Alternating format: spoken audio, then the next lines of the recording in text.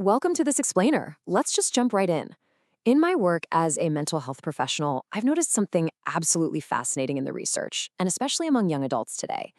The biggest struggle usually isn't the fear of failure, it's actually the fear of success. Today, we're going to unpack exactly why we self sabotage, and more importantly, how you can use these psychological insights to break through those invisible barriers and really step into your full potential. Okay, let's get into it. Have you ever felt this sudden, almost inexplicable wave of anxiety right when things start going perfectly? Maybe you just landed that absolute dream job, or your relationship is finally in this really healthy, peaceful place, and suddenly, bam, you panic. You start picking things apart or procrastinating on a huge project. If you've been there, I want you to know it is completely normal. It's a very well documented psychological phenomenon, and we're going to figure out exactly why it happens. Psychologists actually have a specific name for this. They call it the Jonah complex. The famous psychologist Abraham Maslow popularized this term to describe how we kind of evade our own destiny. It's driven by this deep-seated fear that your own greatness might make you seem arrogant, or that it's going to bring on this crushing weight of unwanted responsibility. We are literally terrified of our own brilliance because of what we think it might cost us socially or emotionally. Psychologist Gay Hendricks refers to this cycle as the upper limit problem. It's like we all have this internal thermostat for happiness, love, and success. When things go incredibly well, our internal temperature rises until it hits our specific upper limit. And once we cross that threshold, our subconscious mind just hits the panic button. To cool things back down to our familiar, cozy comfort zone, we unconsciously self-sabotage. We pick a fight, we suddenly get sick, or we drop the ball at work. But the real question is, why on earth do we do this to ourselves? Well, to understand that, we actually have to look past modern psychology and look at the outdated biological protectors hardwired into our brains over millions of years. A resistance to personal growth, it's basically just an evolutionary hangover. Right now, especially as a young adult striving to build your career and figure out your identity, you are caught in this epic evolutionary tug of war. On one side, you've got your survival instinct. For hundreds of thousands of years, anything unfamiliar or unpredictable meant danger, like literal death. So your survival instinct views any change, even a promotion or a great new relationship, as a deadly threat. But on the other side is your thrival instinct. This is that deep drive that makes you want to explore, create, and really flourish. So here's the crucial thing to remember. For most of us today, our basic survival needs are met. We aren't out running from predators on the savannah anymore. Leaning into your thrival instinct is how you override those primitive fears.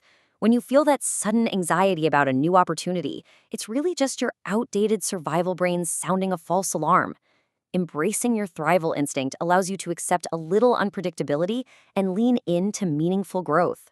But evolution isn't the only thing holding us back. As you strive to stand out and make your mark, you might also run headfirst into a pretty toxic social barrier called tall poppy syndrome.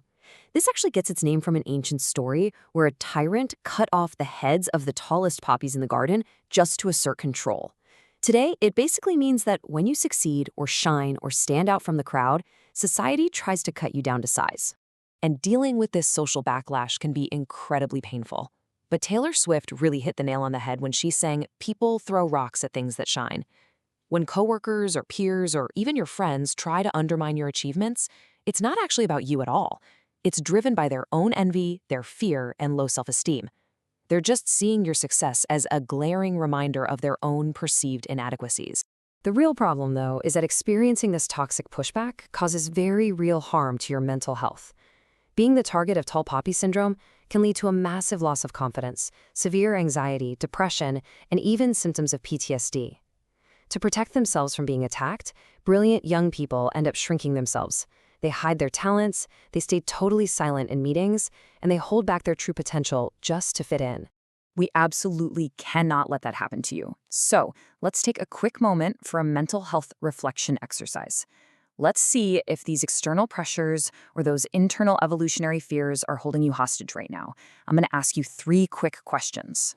First, ask yourself honestly, do you reject positive evaluation? Like, when someone says you did a fantastic job, do you immediately brush it off or deflect and credit someone else?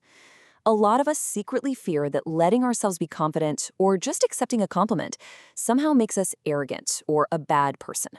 And that is a massive barrier to breaking through your upper limit. Second question, I want you to pay close attention to your inner dialogue. What are the messages playing on a loop in your head right now?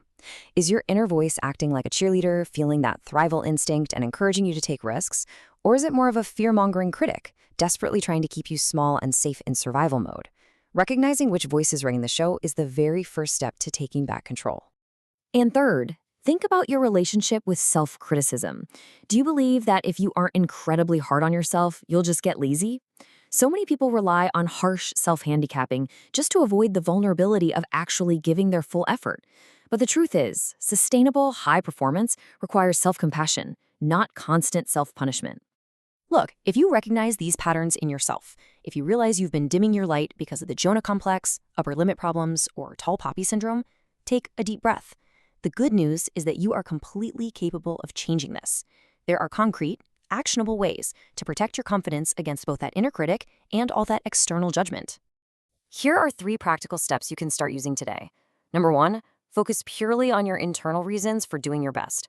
Stop seeking external approval and start asking, am I proud of this? Number 2, establish firm boundaries. You have to clearly communicate and enforce your limits. You can't expect others to protect your energy if you won't. And number 3, turn towards supportive people. Actively seek out the communities that celebrate your wins instead of resenting them. To truly rewrite your story, you have to realize that leaving your comfort zone is an absolute requirement for growth. Research actually shows that people who put themselves in daunting situations, like pitching a crazy new idea or making a huge career pivot, are the ones who grow the most. Embracing that discomfort is how you prove to your brain that stepping out isn't a threat to your survival, it's the absolute key to your thrival. Lady Gaga actually summed this up beautifully. In her song Born This Way, she says, "Don't hide yourself in regret. Just love yourself and you're set." Stepping onto the path of thriving really means accepting yourself fully. It means taking that sudden panic you feel when things are going great and reframing it. It's not a warning sign to retreat, it's a glowing indicator that you are doing something right. You have to absolutely refuse to diminish your own light just to make other people comfortable. So I'm going to leave you with this final thought. The next time you hit that upper limit, the next time you feel that evolutionary urge to just shrink back into your safe, predictable comfort zone, I want you to pause, look right at that barrier, and ask yourself, are you going to let an outdated survival instinct and the insecurities of others write the story of your life? Or are you finally ready to stop surviving and start thriving? Thank you so much for joining me in this explainer. Keep growing, keep shining, and I'll catch you next time.